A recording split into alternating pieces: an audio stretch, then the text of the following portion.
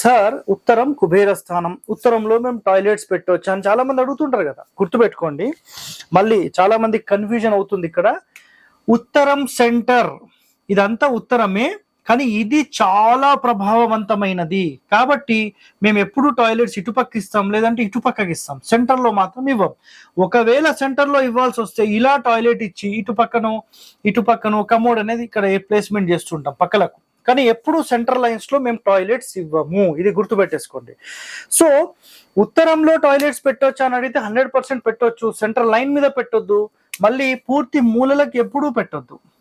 అది ఏ మూలైనా సరే, ఈ మూల పెట్టొద్దు, ఈ మూల పెట్టొద్దు, ఈ సెంటర్ అసలు ఇంటికి సంబంధించిన 4 మధ్య సూత్రాలలో పెట్టొద్దు, ప్లస్ 4 మూల స్థానాలలో పెట్టొద్దు. టాయిలెట్స్ అంటే ఇది పొల్యూటింగ్ ఎలిమెంట్ అంటాం కదా, ఎప్పుడు పెట్టొద్దు.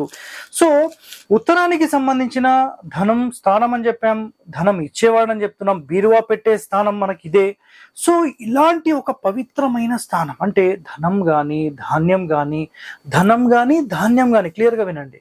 నెక్స్ట్ మీరు ఏదైనా ఆభరణాలు దాచుకోవాలన్నా, లేదు ఆభరణాలు కాదు సార్ మేము డాక్యుమెంట్స్ పెట్టుకోవచ్చా, నంబర్ 1 ప్లేస్.